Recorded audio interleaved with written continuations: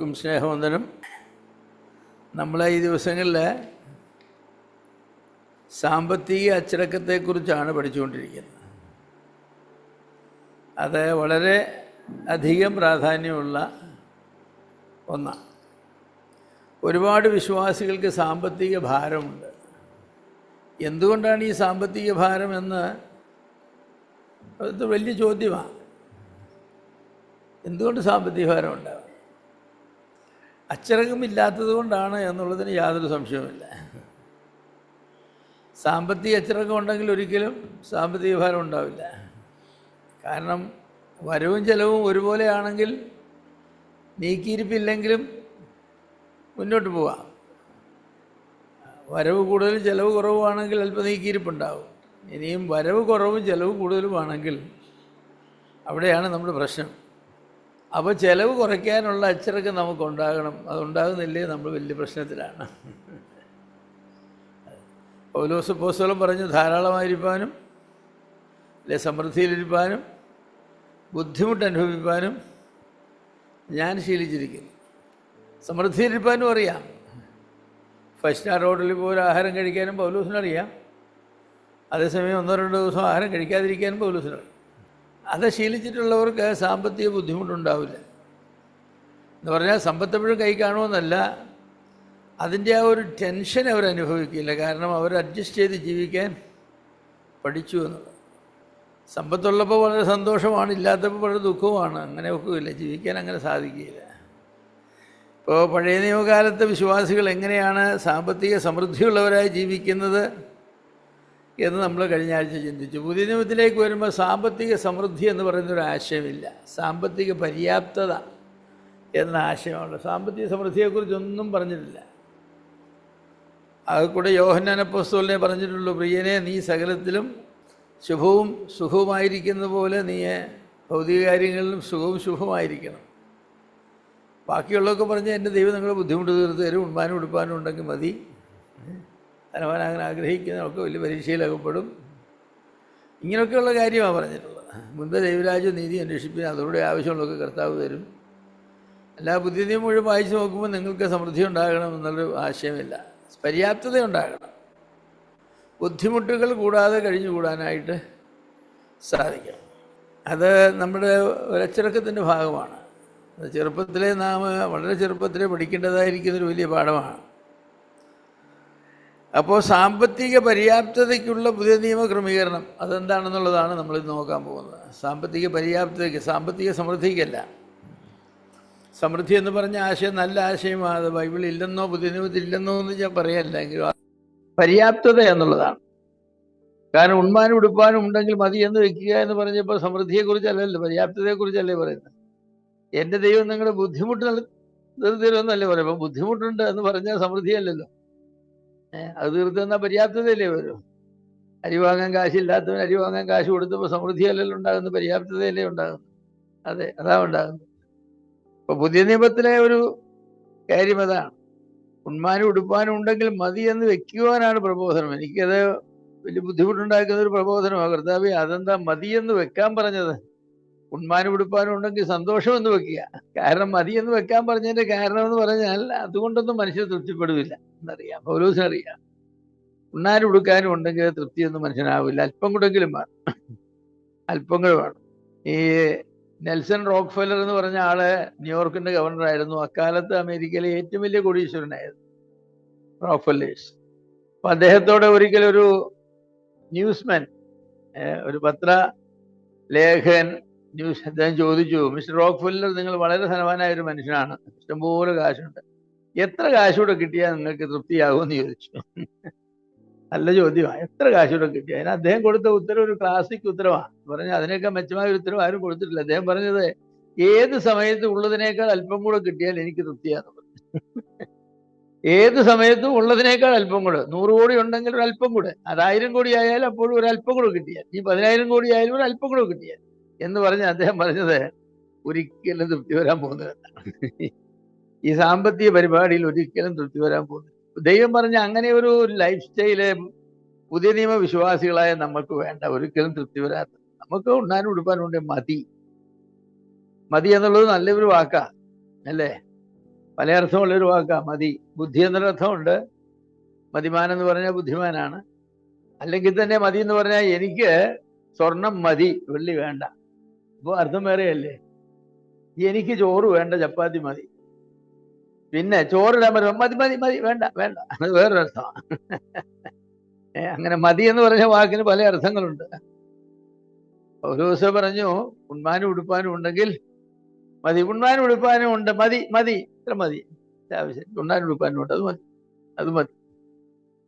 അങ്ങനെ ഒരു നല്ല ഒരു അലംഭാവത്തോടു കൂടിയ ദൈവഭക്തി വലിയ ആദായ മാർഗമാണെന്ന. അലംഭാവം, അലം എന്ന് പറഞ്ഞാൽ മതി. മതി എന്ന ഭാവത്തോട് ഏത് സമയത്തും ദൈവം തന്നത് മതി.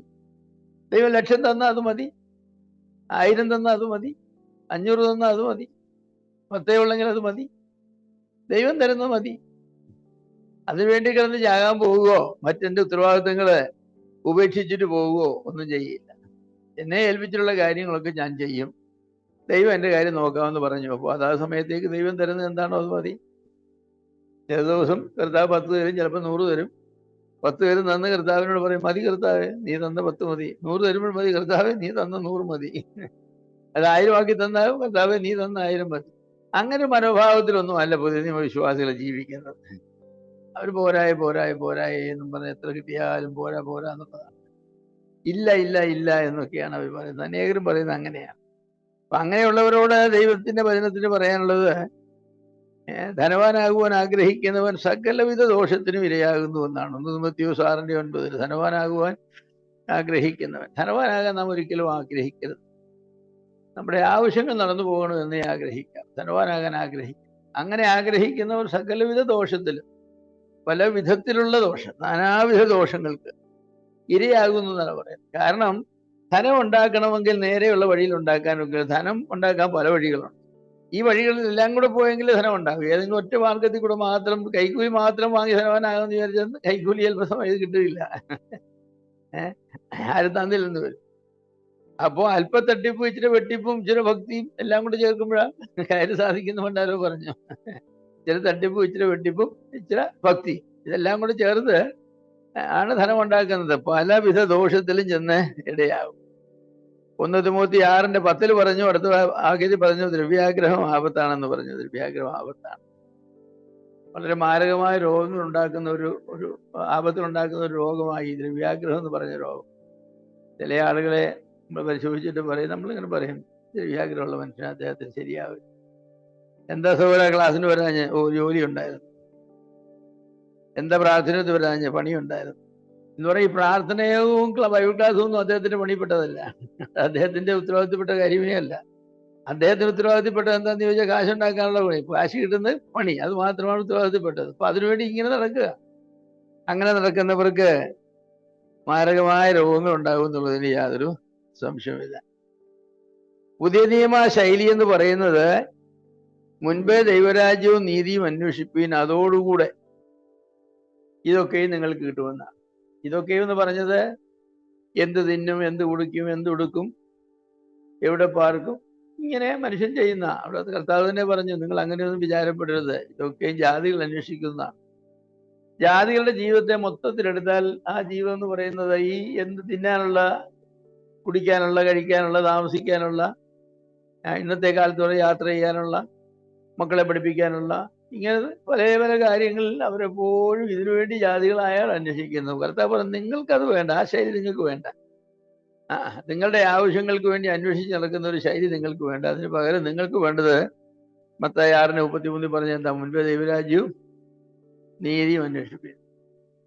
ദൈവരാജ്യം എന്ന് പറഞ്ഞാൽ ദൈവത്തിന്റെ പരിപാടിയാണ്. ഇന്നത്തെ ദൈവത്തിന്റെ പരിപാടിയാണ് സുവിശേഷവും സഭയും. നിങ്ങൾ അന്വേഷിക്കുക, സഭയും സുവിശേഷവും അന്വേഷിക്കുക.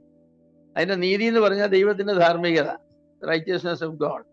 നമ്മുടെ ജീവിതത്തിന് വേണ്ടി ദൈവം വെച്ചിരിക്കുന്ന ഒരു നിലവാരമുണ്ട്, ധാർമ്മിക നിലവാരം, എത്തിക്സ്. അപ്പോൾ ദൈവത്തിന്റെ ആ ധാർമ്മിക നിലവാരവും ദൈവത്തിന്റെ പരിപാടിയും നമ്മൾ അന്വേഷിച്ചു പോയാൽ ദൈവം നമുക്ക് എല്ലാം തന്നുകൊള്ളും. അങ്ങനെ ജീവിക്കാൻ വലിയ പ്രയാസമാണ് കേട്ടോ. ഞാനൊരു കർത്താവിന്റെ വേലക്കാരനോട് അടുത്ത കാലത്ത് സംസാരിക്കുമ്പോൾ അദ്ദേഹം എന്നോട് പറഞ്ഞു, കർത്താവ് എന്നെ വേലയ്ക്ക് വേണ്ടി വിളിച്ചിട്ടുണ്ട് എന്ന് എനിക്ക് ബോധ്യമായപ്പോൾ ഞാൻ പറഞ്ഞു, ഒരു 10 വർഷം കഴിഞ്ഞിട്ട് കർത്താവിന്റെ വേലയ്ക്ക് വേണ്ടി ഞാൻ മാറാമെന്ന് പറഞ്ഞു. ഈ 10 വർഷം കൊണ്ട് എനിക്ക് ജീവിക്കാൻ ആവശ്യമായതെല്ലാം ഞാൻ സ്വരൂപിച്ചു വെക്കും. ഇനി കർത്താവ് തന്നാലും തന്നില്ലെങ്കിലും എനിക്ക് ജീവിക്കണം, കർത്താവിന് വേലയും ചെയ്യണം. അപ്പൊ അദ്ദേഹത്തിനോട് പറഞ്ഞു, ഇനി കർത്താവായിട്ട് സഹോദരന്മാരായിട്ട് ആരും എനിക്കൊരു 10 പൈസയും തന്നില്ലെങ്കിലും 10 വർഷം സുഖമായി എനിക്കും എൻ്റെ കുടുംബത്തിനും ജീവിക്കാനുള്ളത് ഞാൻ സമ്പാദിച്ച് വെച്ചിട്ടുണ്ട്. അത് ബാങ്കിൽ ഇട്ടിട്ടുണ്ട്. അത് ഇതുവരെയും തൊട്ടിട്ടില്ലെന്ന് പറഞ്ഞു. 10-15 കൊല്ലമായി കർത്താവിന് വേലയ്ക്ക് വേണ്ടി ഇറങ്ങിയിട്ട് അതേ ഇതുവരെ ഞാൻ കൈ വെച്ചിട്ടില്ല. കർത്താവ് ആവശ്യത്തിനുള്ളതെല്ലാം തരുന്നുണ്ട്. അപ്പൊ ഞാൻ ചോദിച്ചു, പിന്നെ ഇതോ എപ്പോഴെങ്കിലും കർത്താവ് തരാതിരുന്ന് എടുക്കാം? അപ്പൊ ഞാൻ പറഞ്ഞു, നിങ്ങൾ കർത്താവിന്റെ സമ്പന്നത അങ്ങനെ അനുഭവിക്കാനായിട്ട് ഇടയായിട്ടുള്ള ഒരാളല്ല. കർത്താവിനോട് ചോദിക്കാനും വാങ്ങാനും പ്രാർത്ഥിക്കാനും അങ്ങനെയൊക്കെ ഉണ്ട്. ഞാൻ കർത്താവിന് വേലയ്ക്ക് വേണ്ടി എന്നെ വിളിച്ചു എന്ന് കർത്താവ് എനിക്ക് ബോധ്യം തന്നപ്പോ എൻ്റെ കയ്യിൽ അന്നും കാശില്ല. കർത്താവിന് വേലയ്ക്ക് വേണ്ടി തിരിഞ്ഞപ്പോഴും കാശില്ല. നാട്ടിലേക്ക് പോരുമ്പോഴും ഒരു ടിക്കറ്റ് മാത്രമുണ്ട്. വളരെ അത്യാവശ്യമായിട്ടുള്ള ഇവിടെ വന്ന ഒരു മാസം ജീവിക്കാനുള്ള കാശ് കഷ്ടിച്ചു. ഇതുവരെ ജീവിച്ചു. 44 കൊല്ലങ്ങളായി ഇന്ത്യ വന്നിട്ട് 52 വർഷമായി കർത്താവിന് വേലയ്ക്ക് വേണ്ടി വന്നിട്ട് ഒരു കുറവും ഇതാ കർത്താവ് തന്നിട്ടുണ്ട്. കൂടുതലും കുറവുണ്ട്, ഉണ്മാനും ഉടുപ്പാനും ഉണ്ടെങ്കിൽ മതിയെന്ന് വെക്കാൻ കർത്താവ് പറഞ്ഞു. അത് മതിയെന്ന് വെച്ചു. അതുകൊണ്ട് ഒരു ബുദ്ധിമുട്ടുമില്ല, ഒരു ബന്ധപ്പാടുമില്ല. ഈ കർത്താവ് അത്ഭുതകരമായിട്ട് മുൻപേ ദൈവരാജ്യവും നീതിയും അന്വേഷിക്കുന്നവർക്ക് കർത്താവ് ഇതൊക്കെയും നൽകുന്നത് കണ്ട് അതിശയിച്ചിട്ടുണ്ട്. ചില സന്ദർഭത്തിൽ അതിശയിച്ചിട്ടുണ്ട്. എങ്ങനെ കർത്താവ് ഇതൊക്കെ അറിയുന്നു? കർത്താവിന് അറിയാമെങ്കിലും കർത്താവ് മനുഷ്യരിൽ കൂടെ ആണല്ലോ പലപ്പോഴും നമ്മുടെ ആവശ്യങ്ങൾ തരുന്നത്. അങ്ങനെയാണല്ലോ. എന്നാൽ കർത്താവ് അതിനുവേണ്ടി ഉപയോഗിക്കുന്ന ചില ആളുകൾ എന്ന് പറഞ്ഞാൽ നമ്മളുമായിട്ട് യാതൊരു അങ്ങനെ പരിചയവും നമ്മുടെ കാര്യങ്ങളെ സാഹചര്യങ്ങളെ കുറിച്ച് യാതൊരു ബോധ്യതയില്ലാത്ത ആളുകളെയാണ് കർത്താവ് ഉപയോഗിക്കുന്നത്. അവരെ എങ്ങനെ കർത്താവ് അവർക്ക് പറഞ്ഞു കൊടുത്തു എന്ന് എനിക്കൊരു ഒരു തിട്ടവും ഇല്ല. പക്ഷെ കർത്താവ് ചെയ്യുന്നുണ്ട്. അത് കർത്താവിൻ്റെ ഒരു ഭാഗമാണ്. ഞാൻ ആമുഖമായിട്ട് പറഞ്ഞത്, നമ്മൾ ധനവാന്മാരാകാനുള്ളതായിരിക്കുന്ന വ്യഗ്രത വിടണം. ദൈവം തരുന്ന മതി എന്ന് നമ്മൾ വയ്ക്കണം. ദ്രവ്യാഗ്രഹം നമുക്കുണ്ടാകരുത്. മുമ്പേ ദൈവരാജ്യവും നീതിയും അന്വേഷിക്കണം. കർത്താവ് നമ്മുടെ ആവശ്യങ്ങൾ തരും. അതാണ് ഞാൻ പറഞ്ഞത്. ഇനി നമുക്ക് 1 തെസ്സലോനിക്കർ 4:11-12 ഇവിടെ ഒരു വലിയ പ്രമാണം കർത്താവ് പറയുന്ന, ഒന്നിനും മുറ്റില്ലാതിരിക്കണം. അതിന് നിങ്ങൾ എന്ത് ചെയ്യണം? സ്വന്തം കൈ കൊണ്ട് വേല ചെയ്യാൻ അഭിമാനം തോന്നും.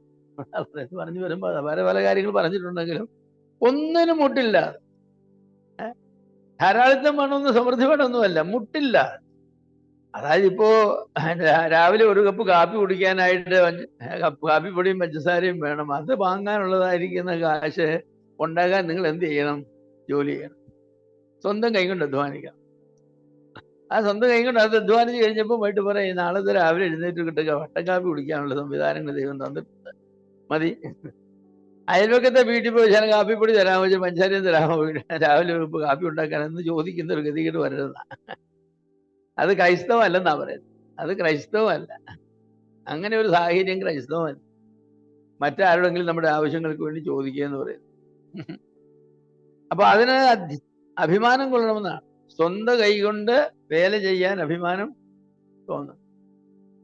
അതിലൊരു വലിയ പ്രമാണമുണ്ട്. എന്താ സ്വന്തം കൈ കൊണ്ട് വേല ചെയ്യുക എന്ന് പറഞ്ഞാൽ എന്താ? നമ്മുടെ ആവശ്യങ്ങൾ നടക്കാൻ എന്ത് ജോലിയാണോ നമ്മുടെ മുന്നിലുള്ളത് ആ ജോലി ചെയ്യാൻ നമ്മൾ മനസ്സിലാക്കണം. തെങ്ങ കയറാനെന്ന് തെങ്ങ കയറുക, കിളയ്ക്കാനെന്ന് കിളയ്ക്കുക, കല്ല് കെട്ടാനെന്ന് കെട്ടുക, പൊട്ടിക്കാനെന്ന് പൊട്ടിക്കുക, റബ്ബർ വെട്ടാനെന്ന് റബ്ബർ വെട്ടുക. ഭിക്ഷാടനം ഒഴികെയുള്ള ഏത് ജോലിയും, പോക്കറ്റടിയും ഭിക്ഷാടനം ഒക്കെ അങ്ങനെയുള്ളതായിരിക്കുന്നത് ഒഴികെ മറ്റേത് ജോലിയും സ്വന്തം കൈ കൊണ്ട് അധ്വാനിക്കണം. പൗലോസ് ഒരിക്കലെ 20 ഇങ്ങനെ തന്റെ കൈ കാണിച്ചു. ഈ കൈ കൊണ്ട് എന്നോട് കൂടെ ഉള്ളവർക്കും വേണ്ടി ഞാൻ അധ്വാനിച്ചു എന്ന് നിങ്ങൾക്കറിയാമെന്ന് പറഞ്ഞു. ആ കൈ കാണിക്കുമ്പോൾ നല്ല തഴമ്പുണ്ട് കയ്യേല്. ഈ കൈകൾ കൊണ്ട് അധ്വാനിച്ചു. ഇന്ന ജോലിയെ നാം ചെയ്യൂ എന്നൊക്കെ പറയുമ്പോൾ നമ്മൾ ഈ വചനത്തിന്റെ പ്രമാണം വിട്ടാണ് സ്വന്തം കൈ കൊണ്ട്. ചിലർ ബ്ലൂ കോളർ ജോലി ചെയ്യത്തില്ല, വൈറ്റ് കോളർ ജോലി ചെയ്യും. ബ്ലൂ കോളർ ജോലി ചെയ്യൂല. ഞാൻ അങ്ങനത്തെ ജോലിയൊന്നും ചെയ്യും. ഏത് ജോലി ചെയ്യണം? കർത്താവിന്റെ ഒരു ഭൂമിയിലെ ഒരു ധനവാനായ മനുഷ്യനെ അവിശ്വസ്തനായ ദാസനെ പറഞ്ഞു, ഇരക്കാനും പിന്നെ എന്താ പറഞ്ഞ ഇരക്കാനും കളിക്കാനും എനിക്ക് നാണക്കേടാണ്. അതുകൊണ്ട് അവൻ എന്ത് ചെയ്തു? കള്ളത്തരം കാണിച്ചു. എല്ലാവരുടെയും വാടക ഷീറ്റ് വാങ്ങിച്ചത് വെട്ടിത്തിരുത്തിയൊക്കെ വെച്ചു. അത് പാടില്ല. ഇറക്കാൻ നാണക്കേടാ, അത് നാണക്കേടാ. പക്ഷെ കളിക്കാൻ നാണക്കേടാ. അങ്ങനെ ജീവിക്കാനായിട്ട് നമ്മൾ പഠിക്കണം.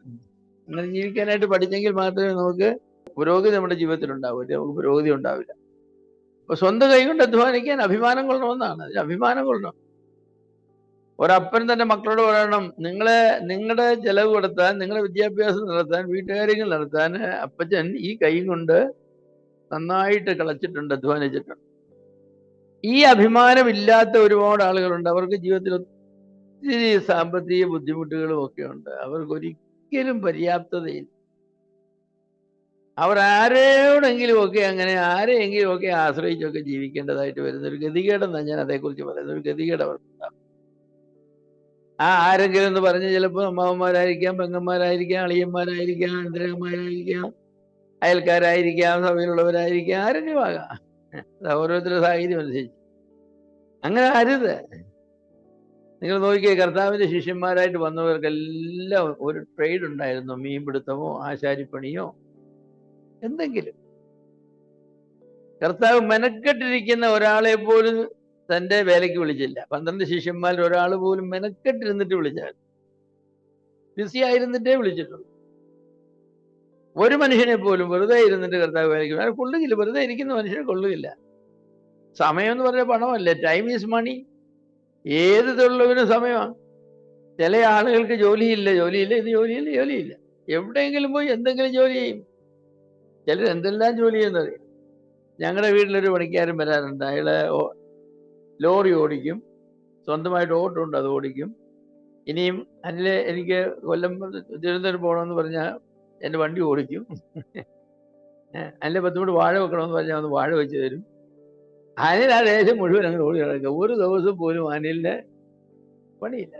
എങ്ങനെയായാലും പോലെ സാറേ 1000 രൂപയുടെ കാശ് ഞാൻ പോയിട്ട് എങ്ങനെയായാലും ഉണ്ടാക്കും മിനിമം. ഒരു ജോലിയില്ല. ആരെങ്കിലും റബ്ബർ വെട്ടാൻ പറഞ്ഞത് റബ്ബർ വെട്ടാമെന്ന് വിചാരിക്കുന്നത്, റബ്ബർ വെട്ടെന്ന് പറഞ്ഞ ഒരു ജോലി അറിയത്തുള്ളൂ. നാളെ ആളുകളെല്ലാം റബ്ബർ കൃഷി നിർത്തിയാൽ ഇദ്ദേഹം പട്ടിണി കിടന്ന് ചത്തു. കർത്താവിന്റെ അപ്പോസ്തലന്മാർക്ക് മീൻ പിടിക്കാൻ അറിയാമായിരുന്നു, എന്തെല്ലാം കാര്യങ്ങൾ ചെയ്യാൻ അറിയാമായിരുന്നു. അപ്പൊ കൈകൊണ്ട് അധ്വാനിക്കാൻ അഭിമാനം തോന്നണമെന്നാണ്. ഒരു ജോലിയും ചെയ്യാത്തവരും അല്ലെ ഒരു ജോലി മാത്രം ചെയ്യുന്നവരുമായിട്ടുള്ള ആളുകളുണ്ട്, അവരെ കൊള്ളുമില്ല. അമേരിക്ക എന്നെ പഠിപ്പിച്ച ഒരു പാഠം എന്ന് പറഞ്ഞാൽ ദ ഡിഗ്നിറ്റി ഓഫ് ലേബർ, ജോലിയുടെ മഹത്വം. ഏത് ജോലി, ഇന്ന ജോലി ഒന്നുമില്ല, ഏത് ജോലി. ഇടയ്ക്ക് ഒരു 2 മണിക്കൂർ നമുക്ക് ഓഫ് കിട്ടുകയാണെങ്കിൽ നോക്കട്ടെ, ഈ കമ്പനിയിൽ കണ്ട് 2 മണിക്കൂറിന്റെ ജോലി കിട്ടുമെന്ന്. അപ്പം ചെന്ന് ചോദിക്കും, സാർ 2 മണിക്കൂറത്തേക്ക് ജോലി തരാം എല്ലാ ദിവസവും. 2 മണിക്കൂർ, 2 മണി തുടങ്ങി 4 മണി വരെ 2 മണിക്കൂർ ജോലി. അത് എന്ത് ചെയ്യാൻ കഴിയും? എന്ത് വേണം ചെയ്യാം സാർ. സാർ പറഞ്ഞ് എന്ത് വേണം ചെയ്യാം. പെയിന്റിങ് അത് ചെയ്യാമല്ലോ. ആശാരിപ്പണി അത് ചെയ്യാമല്ലോ. ആശാരിപ്പണി ചെയ്യാമെന്ന് ഞാൻ പറഞ്ഞെങ്കിലും അവരെന്നെ എടുത്തില്ല. പെയിന്റിങ്ങിന് അവരെന്നെ എടുത്തു. എന്ത് ജോലി എന്താ ചെയ്യാൻ വയ്യാത്ത? മനുഷ്യന് ദൈവം തന്നിട്ട് സാമാന്യ ബുദ്ധിയും തന്നിട്ടുണ്ട്, 2 കൈയും തന്നിട്ടുണ്ട്. പിന്നെ എന്താ ജോലി ചെയ്യാൻ? ഏത് ജോലിയും നമുക്ക് പഠിക്കാം. ഞാൻ പറയുന്നത് അതിനുള്ള മനസ്സ് എന്നുള്ളതാണ് നമുക്കില്ലാത്തത്.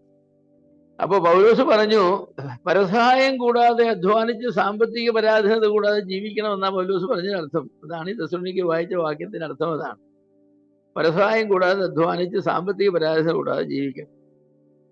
ഞാൻ ഒരിക്കൽ നോക്കിയപ്പോൾ ഒരു മനുഷ്യനെ, ഒരു കണ്ടുള്ള മനുഷ്യനൊക്കെ ഇങ്ങനെ റോഡിന്റെ സൈഡിൽ കൂടെ പോയിട്ട് പുല്ലെല്ലാം ഇറക്കുക. നിങ്ങൾക്ക് പശു കൊണ്ടോ? ഇല്ല. പിന്നെ എടോ, ഈ പുല്ല് കൊണ്ട് തൃശ്ശൂർ മാർക്കറ്റിൽ കൊടുത്ത കാശ് കിട്ടുമെന്ന് പറഞ്ഞു. 2 മണിക്കൂറിന് ഒരു കെട്ട് പുല്ല് കൊണ്ട് കൊടുത്തു, 50 രൂപയും വാങ്ങിച്ചു പോയി. നമ്മുടെ റോഡിലെല്ലാം പുല്ല് കിടപ്പില്ലേ? പുല്ല് വെട്ടി വിറ്റ പശു ഉള്ളവർ വാങ്ങിച്ചോളൂ. ഒരു പിടി പുല്ലിന് 5 രൂപ 10 രൂപ അന്നത്തെ കാലം. ഇപ്പൊ അതിലൊക്കെ വളരെ കൂടുതൽ. നമ്മൾ ചെയ്യുമില്ല. കാരണം എന്താണ്? നമുക്ക് നമ്മുടെ അഭിമാനത്തിന് ചേരുന്നില്ല. നമ്മൾ പുല്ല് തിന്നാലും പുല്ല് വെട്ടുമില്ല. അതെ, അതാണ് നമ്മുടെ രീതി എന്ന് പറയുന്നത്. അപ്പൊ അങ്ങനെ നമുക്ക് ഒക്കുകയില്ല. ഫിലിപ്പ് ലേഖനം 4-ാം അധ്യായത്തിന്റെ 12-ാമത്തെ വാക്യം എല്ലാവർക്കും അറിയാവുന്ന വാക്യം, ഒന്ന് വായിച്ചേ. എല്ലാം ഞാൻ ശീലിച്ചു. ഓൾറൗണ്ടർ എന്ന് പറഞ്ഞാൽ ചില ആൾക്കാർ ഓൾറൗണ്ടർ. അവർ എന്തിനും കൊള്ളാം. അവർ ഇലക്ട്രീഷ്യനായിട്ടോ, പ്ലംബറായിട്ടോ, കാർപ്പൻ്ററായിട്ടോ, ടീച്ചറായിട്ടോ, ഡ്രൈവറായിട്ടോ. ഒരു ദിവസം പറഞ്ഞാൽ അങ്ങനെയല്ല. സമൃദ്ധി ഇരിക്കുക. എൻ്റെ കുഞ്ഞ 7 സ്റ്റാർ ഹോട്ടലിൽ കയറി 1-ാം തരം സ്റ്റേക്കും പിന്നെ അതിൻ്റെ കൂട്ടി എല്ലാം കൂടെ കഴിക്കണമെങ്കിൽ എനിക്കറിയാം. ഇനിയും ഇതൊന്നുമില്ല, പഴങ്കഞ്ഞി മാത്രം കുടിച്ച് ജീവിക്കണമെന്ന് വെച്ചാൽ അതും എനിക്കറിയാം. ഇനി 2 ദിവസം പട്ടിണി ഇരിക്കണമെന്ന് വെച്ചാൽ സ്വതന്ത്രത്തോടും പറഞ്ഞ് പട്ടിണി ഇരിക്കാനും എനിക്കറിയാം. സമൃദ്ധി ഇരിക്കാനും വിശന്നിരിക്കാനും അല്ല. ചിലർക്ക് ഈ ഹോം കട്ടിലെ മറ്റേ കിടന്നേ ഉറങ്ങാൻ അറിയത്തുള്ളൂ. അവർക്കൊരു പാവരി താഴിട്ട് കൊടുത്താൽ ഞാൻ അങ്ങനെ എനിക്കങ്ങനെ കിടന്ന് ഉറങ്ങാൻ ഒക്കില്ല, ഞാൻ ഉറങ്ങിയിട്ടില്ല. പൗലോസ് പറയും, നിങ്ങൾ എവിടെ ഉറങ്ങേണ്ടത്? അവിടെ പറഞ്ഞ പായിണ്ടോ ഉണ്ട്, നല്ലതില്ലേ, ഞാനങ്ങനെ പായില്ല കിടന്നോളാന്ന് പറയും. അപ്പൊ അതൊക്കെ ഉള്ള ഒരാളെ മനുഷ്യനാന്ന് ഞാൻ വിചാരിക്കുന്നത്. ഒരുപാട് തല്ലുപടിയും കൊണ്ടുള്ള ഒരാളല്ലേ ആ ആള്. ഏതൊരവസ്ഥയിലും എവിടെ വെള്ളത്തിൽ കിടന്ന് 2 രാത്രി കടലിലെ വെള്ളത്തിൽ ജയിലിൽ കിടന്നു, അടിച്ച് തല്ലി കീറി കൊണ്ട് ആമ്പത്തിൽ കാലം വിട്ട് ജയിലിൽ കിടന്നു. അവിടെയും പാട്ട് പാടി, അവിടെയും ദൈവത്തെ സ്തുതിച്ചു. ഈ ഒരു ഓൾറൗണ്ടറായിട്ട് ജീവിക്കാനായിട്ട് പഠിക്കണം നമ്മളെ. നമുക്കത് ശീലിച്ചിട്ടില്ല. നമ്മുടെ വിശ്വാസികൾ, നമ്മുടെ പിള്ളേരെ ഒന്നും അങ്ങനെ പഠിപ്പിച്ചിട്ടില്ല. പിള്ളേർക്ക് ഒരു ബുദ്ധിമുട്ടും വരുതെന്ന് വിചാരിച്ച് നമ്മള് പട്ടിണി കിടന്നിട്ട് അവരെ തീറ്റിക്കും. നമ്മൾ പട്ടിണി കിടന്നവരെ തീറ്റിക്കുന്നതിന്റെ ദോഷം എന്തോന്നറിയോ? അവർ പട്ടിണി കിടക്കാൻ പഠിക്കില്ല. അവരുടെ ജീവിതത്തിൽ പട്ടിണിയുടെ അവസ്ഥ വരുമ്പോൾ അവരെ എനിക്കിങ്ങനെ ഒക്കില്ലെന്ന് പറയും. ആത്മഹത്യ ചെയ്യും, വെള്ളത്തിൽ ചാടും, എന്തെങ്കിലുമൊക്കെ ചെയ്യും, മോട്ടിക്കും, എന്തും ചെയ്യും. കാരണം അവരെ ശീലിപ്പിച്ചിട്ടില്ല. പിള്ളേരെ പട്ടിണി കിടക്കാനും ശീലിപ്പിക്കണം, വല്ലതും കഴിക്കാനും ശീലിപ്പിക്കണം. ചില ആളുകൾക്ക്, നമ്മുടെ വിശ്വാസികൾക്ക് എന്തെങ്കിലുമൊക്കെ അത് കഴിക്കാം. നല്ലൊരു ആഹാരം കൊടുത്ത് അവർ പറയും ഞാനിങ്ങനത്തെ ഒന്നും കഴിച്ച് പഠിച്ചിട്ടില്ല. അത് കിട്ടിയ സ്തോത്രം പറഞ്ഞ് അതും കഴിക്കണം.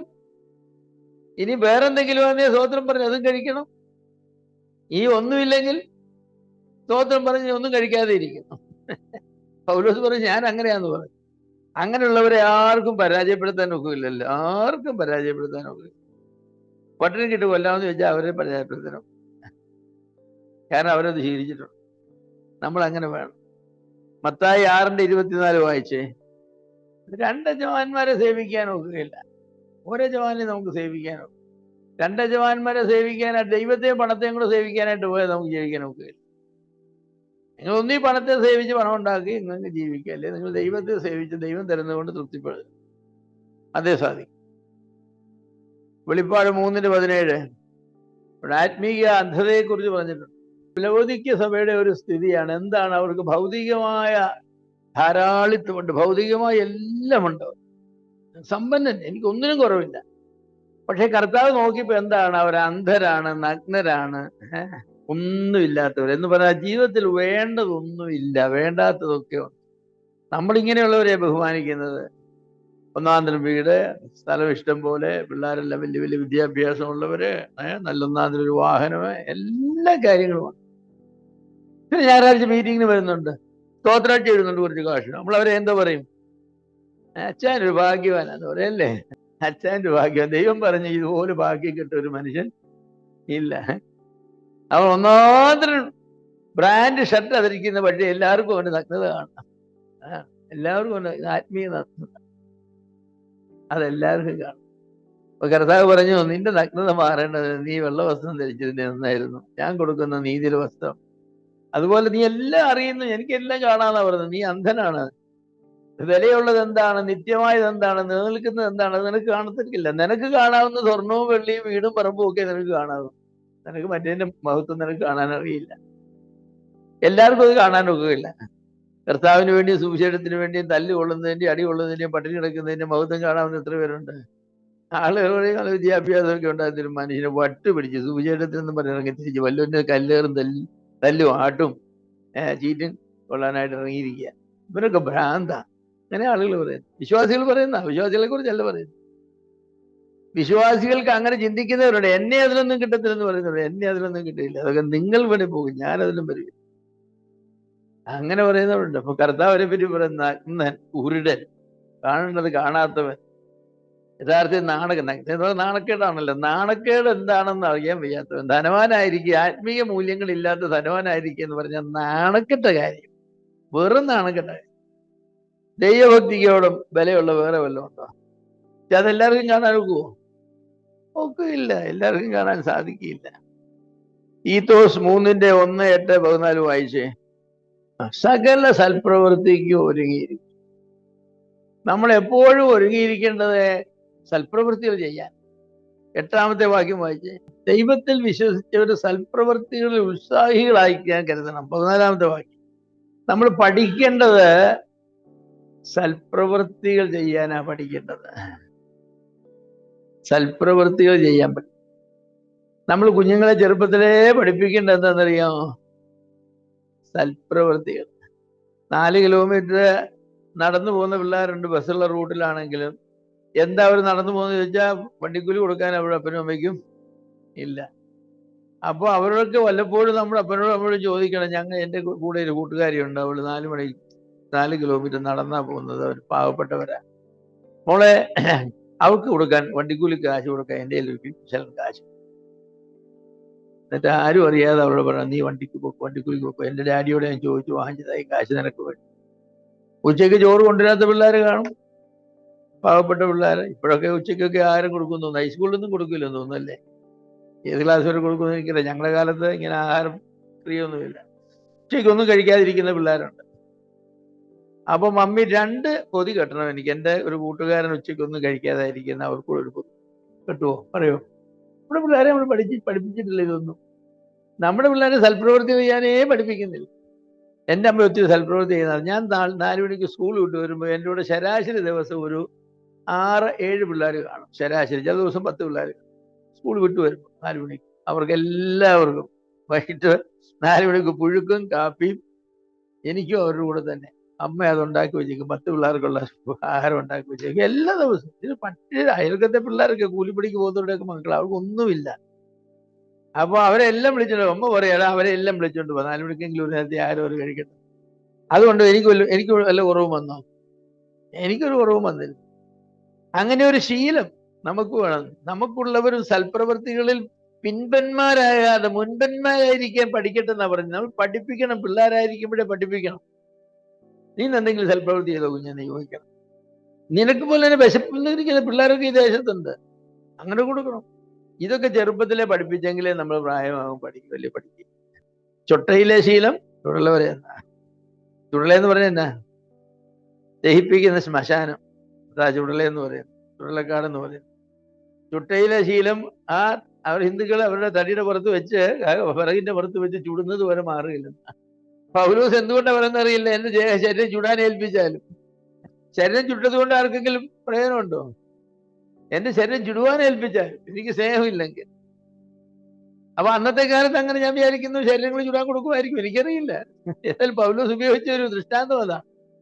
എനിക്കുള്ളത് എല്ലാം അനുദാനം ചെയ്താലും എന്റെ ശരീരം ചുടുവാൻ ഏൽപ്പിച്ചല്ലോ. അതാ എന്റെ അവസാനമായിട്ട് എനിക്ക് കൊടുക്കാനുള്ളത് ചുടാൻ ഏൽപ്പിക്കുന്നതാണല്ലോ. വേറൊന്നും എനിക്കൊക്കില്ല. അവസാനം ഉള്ളതാണ്. എൻ്റെ പ്രിയമുള്ളവരെ, അതൊക്കെ നമ്മൾ പഠിക്കണം, നമ്മൾ പഠിപ്പിക്കണം. നല്ല നല്ല ശീലങ്ങളുമാണ്. അല്ലാതെ നമ്മൾ ഇതൊക്കെ പഠിക്കണം. അപ്പൊ ആ അധ്യായത്തിൽ തീത്തോസ് 3-ാം അധ്യായത്തിന് 1:8-14 3 വാക്യങ്ങളും പറയുന്നത് സൽപ്രവൃത്തികൾ സൽപ്രവൃത്തികൾ സൽപ്രവൃത്തി. അങ്ങനെ ബൈബിളിൽ ഒരുപാട് ദൈവത്തെ ഏറ്റവും കൂടുതൽ പറഞ്ഞിട്ടുള്ള സൽപ്രവൃത്തികളെ കുറിച്ചാണ്. കൊലോസ്യർ 1-ാം അധ്യായത്തിന് 10-ാമത്തെ വാക്യത്തിൽ എന്താ പറയുന്നത്?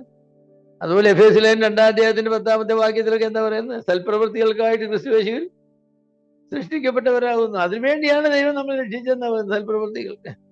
സ്ത്രീകളെ പറ്റി പറയുന്നത് അവരുടെ അലങ്കാരം എന്തായിരിക്കണമെന്നാ പറയുന്നത്? പൊന്നണി ഇതൊന്നുമല്ല, പിന്നെ സൽപ്രവൃത്തികളെ കൊണ്ടത്ര അലങ്കരിക്കേണ്ടത്. ആ തബീത മരിച്ചപ്പോ എല്ലാവരും ചുറ്റും നിന്ന് എന്താ? തബീത ജീവിച്ചിരുന്ന കാലത്ത് ഉണ്ടാക്കി കൊടുത്ത ഉടുപ്പും കുപ്പായവും കൊണ്ടാണ്. നമ്മുടെയൊക്കെ ഭാര്യമാരും നമ്മുടെയൊക്കെ ഇപ്പൊ സ്ത്രീകളും മരിച്ചാൽ എല്ലാവരും ചുറ്റും നിൽക്കുന്ന എന്തുകൊണ്ടായിരിക്കും? ആരെങ്കിലും ഒരു ഇത് തബീതയ്ക്ക് ചുറ്റും നിന്നപോലെ കരഞ്ഞതുപോലെ, ചേച്ചി എനിക്ക് തന്ന് വാങ്ങിച്ചെന്ന സാരി, അല്ലെങ്കിൽ ചേച്ചി എനിക്ക് ഉണ്ടാക്കി തന്ന കുപ്പായം പറയൂ? ഒരു മനുഷ്യർക്ക് പറയാനുണ്ടാവില്ല. നമ്മുടെ നാട്ടിൽ അങ്ങനെ പറയുന്ന ശീലമില്ല, അത് വേറെ വിഷയം. പക്ഷെ പറയണമെന്ന് വെച്ച് അങ്ങനെ പറയാനും കാണും. ഒരു സഹോദരി വേറെ സഹോദരിയുടെ അമ്മച്ചിയാ, പ്രായമുള്ള അമ്മച്ചിയുടെ മക്കൾ 3-4 പേര് മക്കളുണ്ട്. എല്ലാം അമേരിക്കയിലും കാനഡയിലുമാണ്. വരുമ്പോഴെല്ലാം കൊണ്ട് കൊടുക്കും, കുപ്പായവും സാരിയും എല്ലാം കൊണ്ട് കൊടുക്കും. ഒരു സഭയിൽ തന്നെയുള്ള ഒരു പാവപ്പെട്ട ഒരു സഹോദരിയുടെ മോടെ കല്യാണത്തിന് അമ്മച്ചിയോട് പറഞ്ഞു, അമ്മച്ചി മോടെ കല്യാണമാണ്, ഞങ്ങൾക്ക് ഒരു സാരി ഒന്നും വാങ്ങിച്ചു കൊടുക്കാൻ പണമില്ല. അമ്മച്ചിക്ക് ഒത്തിരി സാരിയൊക്കെ ഉണ്ടല്ലോ, ഈ പഴയ സാരി ആയാലും മതി, 1-2 സാരി തന്ന ചുട്ട് കളഞ്ഞ നിനക്കറിയില്ല. എന്റെ പിള്ളേരെ കഷ്ടപ്പെട്ട് അധ്വാനിച്ചുണ്ടാക്കി കാശും കൊണ്ട് വാങ്ങിച്ചത് നിനക്ക് തരാനാണ്. ചുട്ട് കളയേണ്ടി വന്നാലും തരുവില്ല. അപ്പൊ അതാ നമ്മുടെ മനോഭാവം എന്ന് പറഞ്ഞതാണ്, ചുട്ടുകളഞ്ഞാലും തരുവില്ലെന്നുള്ളത്. കാരണം നമ്മുടെ പിള്ളേർ കഷ്ടപ്പെട്ട് അധ്വാനിച്ചുണ്ടാക്കിയല്ലേ.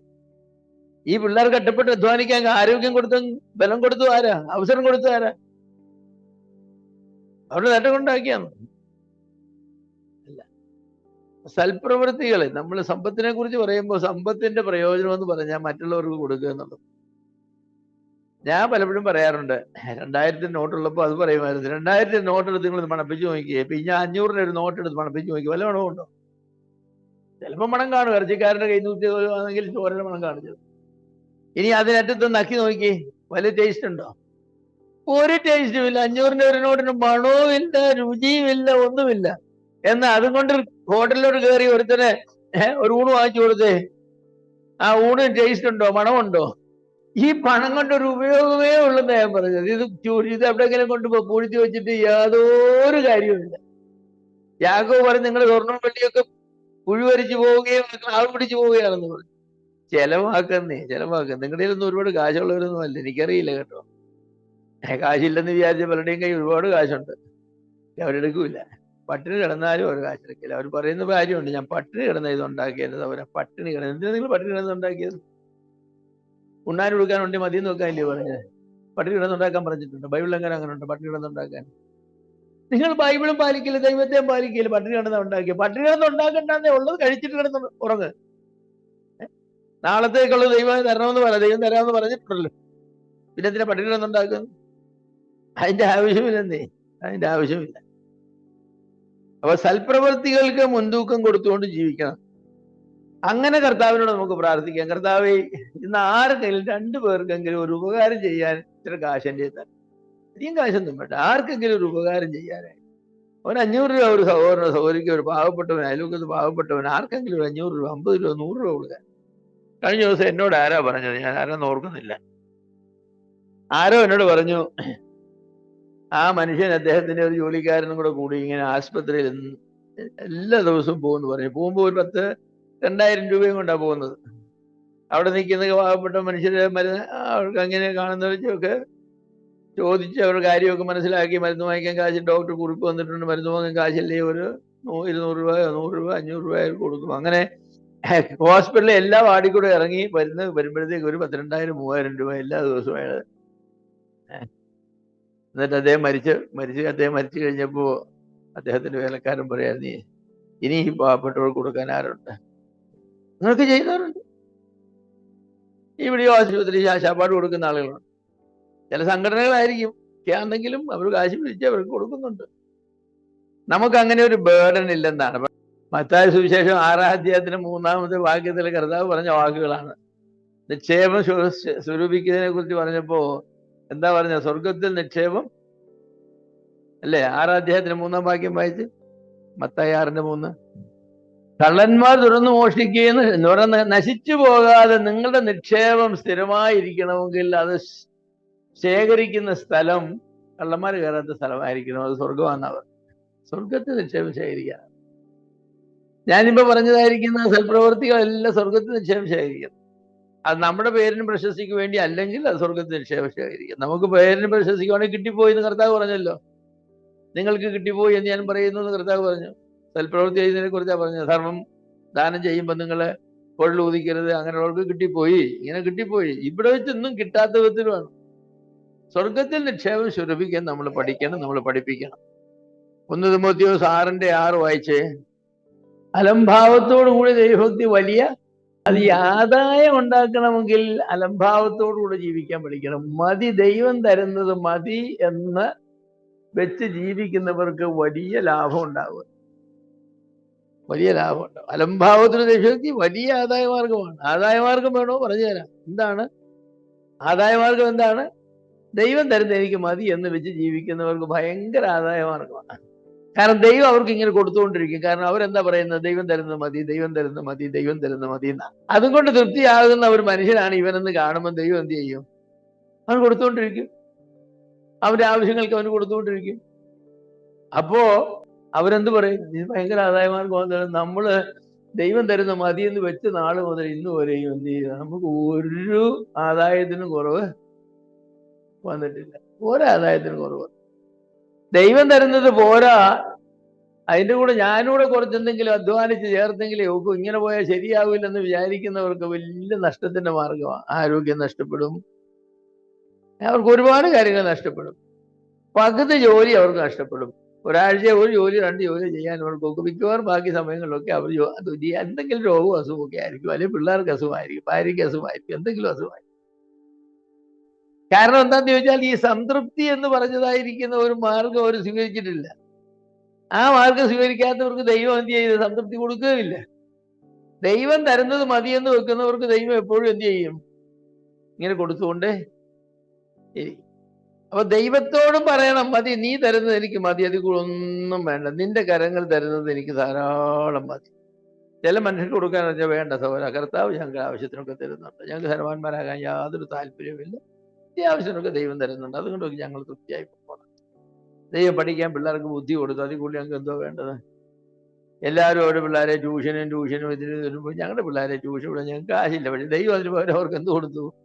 പഠിക്കാനുള്ള ബുദ്ധി കൊടുത്തു. ട്യൂഷൻ എടുത്തു കൊടുക്കുക, അവരൊക്കെ മെച്ചമായിട്ട് ഞങ്ങളുടെ പിള്ളേരെല്ലായിടത്തും വന്നിട്ടുള്ളത്. പോരെ, ദൈവം തരുന്നത് മതിയെന്ന് വെച്ച് ഒരു മൂട് കപ്പ കിട്ടവന് ചിലപ്പോൾ ആ കപ്പ വീഴുമ്പോൾ 10 കിലോ കപ്പ കാണും. ദൈവം തരുന്ന ഒരു മൂട് പോരാ, ഞാൻ 10 മൂട് ഇടണമെന്ന് വിചാരിച്ച കൊണ്ടുവന്റെ 8 മൂടും പന്നി കൊണ്ടുപോകും, പിന്നെ ഒരു മൂട് അല്ലാതെ ഭക്തന്റെ പന്നി കൊണ്ടുപോകില്ലെന്ന് ഞാൻ പറഞ്ഞെന്ന് വിചാരിക്കരുത്. അങ്ങനൊന്നും ഞാൻ അർത്ഥമാക്കിയിട്ടില്ല. ഭക്തിയോടെ ജീവിക്കാൻ ശ്രമിച്ചിട്ടും പന്നിക്ക് അറിയില്ലല്ലോ ഞാൻ ഭക്തനാണെന്നോ ഇല്ലയോ.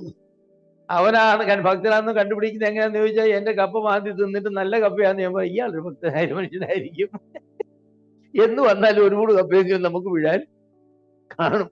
ഞാൻ ഒരു നല്ലൊരു ആറ്റിറ്റ്യൂഡാണ് കേട്ടോ. ദൈവം തരുന്നത് മതി, അതിനപ്പുറത്തൊന്നും വേണ്ട. ഫലം ഭാവത്തോടു കൂടിയ ദൈവഭക്തി ആദായ മാർഗമാണെന്നാ പറയുന്നത്. ആദായ മാർഗം ഉണ്ടാക്കാൻ വേണ്ടി ആളുകൾ ഇങ്ങനെ ഓടി നടക്കുക. അപ്പൊ അവരോട് പറഞ്ഞിടോ, വലിയൊരു ആദായ മാർഗമുള്ള മാർഗം ഞാൻ പറഞ്ഞു തരാം. എന്താ? ദൈവം തരുന്ന മതി എന്ന് വെച്ച് ചെയ്യാണെങ്കിൽ ജീവിക്കുക. ഭയങ്കര ആദായ മാർഗം, അതോടുകൂടി സമാധാനവും സന്തോഷവും എല്ലാം കിട്ടും. രോഗങ്ങൾക്ക് പമ്പ കിടക്കും. കാരണം പല രോഗങ്ങളും വരുന്നത് എന്തുകൊണ്ടാണെന്നറിയാമോ? തൃപ്തി ഇല്ലാഞ്ഞിട്ട്, സംതൃപ്തി ഇല്ലാഞ്ഞിട്ട്, പോരാ പോരാ പോരാ പോരാ പോരാ എന്ന് വെക്കുന്നത് പലർക്കും രോഗം വരുന്നത് അതുകൊണ്ടാണ്. ദൈവം തരുന്ന മതി മതി മതി എന്ന് വെക്കുന്നതിന് എന്തൊരു സംതൃപ്തിയാണ്. മതി, ധാരാളം മതി, മതി കർത്താവേ, മതി, ധാരാളം മതി, ധാരാളം മതി. അവനോട് മാനസിക രോഗം ഉണ്ടാകാൻ, അവനോട് ശാരീരിക രോഗം ഉണ്ടാകാൻ. സദൃശവാക്യങ്ങൾ 22:7 പറഞ്ഞിട്ടുള്ള ഒരു വാക്യമാണ്. നമുക്ക് എത്രത്തോളം അത് പാലിച്ച് ജീവിക്കാൻ സാധിക്കുമെന്ന് എനിക്കറിയില്ല. കടം വാങ്ങുന്നവൻ കടം കൊടുക്കുന്നവന്റെ ദാസനാണ് എന്ന് പറഞ്ഞ കടം ഒഴിവാക്കി ജീവിക്കണം. നിങ്ങൾ ഒരാളുടെ 10 രൂപ വാങ്ങിച്ചു കഴിഞ്ഞപ്പോൾ തിരിച്ചു കൊടുക്കുന്നവരെ നിങ്ങൾ ആ മനുഷ്യന്റെ ദാസനാണ്. ഞാനേ വാങ്ങി മറന്നിട്ടില്ല, തരാൻ കേട്ടോ. വചനം പറയുന്നത് അതുകൊണ്ട് കടം വാങ്ങാനേ പോരുത്. ആരുടെയും ദാസനായിരിക്കരുത്, ദൈവത്തിന്റെ ദാസനായിരുന്ന പോരെ. ദൈവത്തിന്റെ ദാസനായിരുന്നാൽ മതി, മനുഷ്യർക്കെല്ലാം ദാസനായിരിക്കണം. വേണ്ട. ബൈബിളിൽ കടം ചോദിച്ചാൽ കൊടുക്കണമെന്ന് പറഞ്ഞിട്ടുണ്ട്, പക്ഷെ കടം ചോദിക്കണമെന്ന് പറഞ്ഞിട്ടില്ല. ചോദിച്ചാൽ കൊടുക്കണമെന്ന് പറഞ്ഞിട്ടുണ്ട്. പാവപ്പെട്ടവർ കൊടുക്കുന്നതും ദൈവത്തിനാ കൊടുക്കുന്നു പറഞ്ഞിട്ടുണ്ട്, അതൊക്കെ ശരിയാണ്. പക്ഷെ നമ്മുടെ ഭാഗത്ത് നമ്മുടെ തീരുമാനം എന്താ? ഞാൻ ആരോടും കടം വാങ്ങുകയില്ല.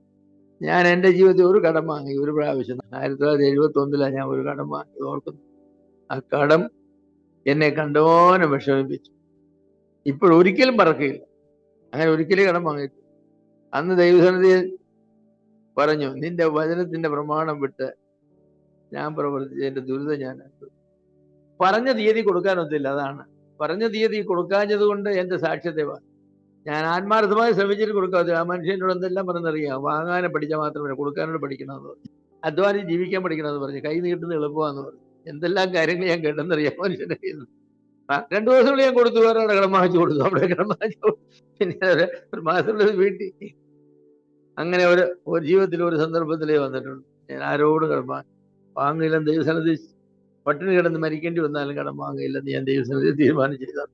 പിന്നെ വല്ലപ്പോഴും എൻ്റെ ഭാര്യയോട് മാത്രം കടം വാങ്ങും എന്ന് പറഞ്ഞാൽ ഒട്ടും കാശില്ലാതെ വരുമ്പോൾ ഞാൻ ഇതിൽ ചോദിക്കും, വല്ല പേസിലെങ്ങാനും കിടപ്പുണ്ടോ, ഒരു 5 രൂപ 2 രൂപയുടെ തുട്ടോ വല്ലതും ഒന്ന് മാറ്റി പറിക്കാൻ. എൻ്റെ ഭാര്യയ്ക്ക് ഒരു ഗുണമുണ്ട്, കാര്യക്ക് എൻ്റെ സ്വഭാവം അറിയാം, കൈ കിട്ടിയതെങ്കിൽ ചിലവാക്കുമെന്ന് അറിയാം. അതുകൊണ്ട് എങ്ങനെയായാലും ഒരു നിക്കപ്രതി ഇല്ലാതെ വരുമ്പോൾ ഒരു 100 രൂപ എടുത്ത് തരും. അങ്ങനെ ഞങ്ങളെങ്ങനെയാ കഴിഞ്ഞു കൂടി പോകുന്നത്. സദൃശവാക്യങ്ങൾ 27:10 ഒരു നല്ല വാക്യമാണ്. നിങ്ങളെല്ലാവരും പാലിക്കുന്ന വാക്യമാണെന്ന് എൻ്റെ വിചാരം. ഇല്ലെങ്കിലും നിങ്ങളത് പാലിക്കണം. നിന്റെ കഷ്ടകാലത്ത് നിന്റെ സഹോദരൻ്റെ വീട്ടിൽ പോകരുത്.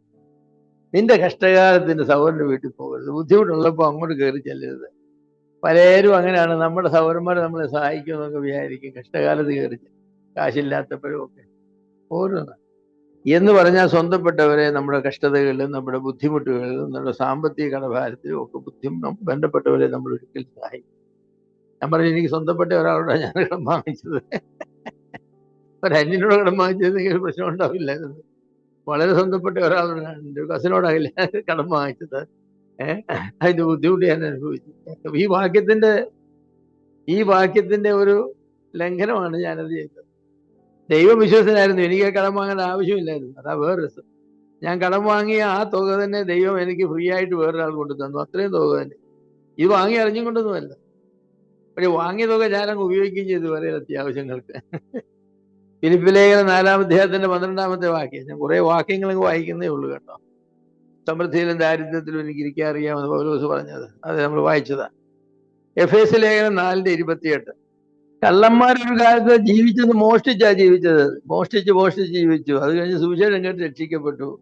ഇനി ആ കള്ളൻ എന്താ ചെയ്യേണ്ടത്?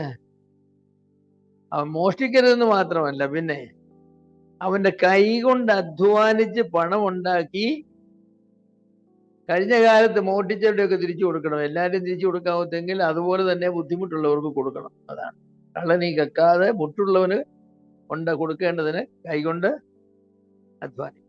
നിങ്ങൾ ആരുടെയെങ്കിലും ഒരിക്കലെങ്കിലും മോഷ്ടിച്ചിട്ടുണ്ടെങ്കിൽ ഈ കൽപ്പന നിങ്ങൾക്ക് ബാധകമാണ്. നിങ്ങൾ കൈ കൊണ്ട് ഉണ്ടാക്കണം. നിങ്ങൾ 10 രൂപ മോഷ്ടിച്ചെങ്കിൽ നിങ്ങളുടെ കൈ കൊണ്ട് നിങ്ങൾ 100 രൂപ ഉണ്ടാക്കി 10 പേർക്ക് 10 രൂപ വീതം കൊടുക്കണം. കള്ളൻ ഇനി കക്കാതെ മുട്ടുള്ളവന് കൊടുക്കേണ്ടതിന് അതൊരു ശീലമാക്കണം. അപ്പൊ കൈ കൊണ്ട് അധ്വാനിക്കണമെന്നാ പറഞ്ഞിരിക്കുന്നത്. ഈ കൈ കൊണ്ട് അധ്വാനിക്കുന്നത് കളിക്കുന്നത് മാത്രമൊന്നുമല്ല, നിങ്ങളുടെ ഓഫീസ് ജോലിയല്ല അത് വരുന്നതാണ്. അതിലൊന്നും എനിക്ക് വിരോധമില്ല. എന്നാലും അന്നത്തെ കാലത്ത് ഇങ്ങനെ ഓഫീസ് ജോലി ഒന്നും ചെയ്തുകൊണ്ടായിരുന്നു. പൗലോസിന്റെ കാലത്തൊക്കെ എല്ലാവരും കൈ കൊണ്ട് ജോലി ചെയ്യുന്നത്, കൂലിപ്പണി ചെയ്യുന്നവർ. കൊടുക്കാൻ വേണ്ടി അധ്വാനിക്കണമെന്ന്. ഒരു കാലത്ത് മോഷ്ടിച്ചുകൊണ്ടിരുന്നവനാണ് ഞാൻ. ആ മോഷ്ടിക്കുക എന്നുള്ളതിന് മറ്റുള്ളവനോട് വാങ്ങി ജീവിച്ചവൻ ഇനി എന്ത് ചെയ്യണം? രക്ഷിക്കപ്പെട്ട് കഴിഞ്ഞാൽ വാങ്ങി ജീവിക്കാതെ കൊടുത്തു ജീവിക്കണം. അതാ വാങ്ങി ജീവിച്ചവർ കൊടുത്തു ജീവിക്കണം, മോഷ്ടിച്ച് ജീവിച്ചവര് ദാനം ചെയ്ത് ജീവിക്കും. നമ്മുടെ ജീവിതത്തിൽ വലിയൊരു വ്യത്യാസം വരണം. നമ്മുടെ മൂല്യത്തിൽ വരുന്നൊരു വ്യത്യാസമാണ്, നമ്മുടെ സ്വഭാവത്തിൽ വരുന്നൊരു വ്യത്യാസമാണ്, നമ്മുടെ സാമ്പത്തിക കാഴ്ചപ്പാടിൽ വരുന്നൊരു വ്യത്യാസമാണ്. അതങ്ങനെ ചെയ്യണം.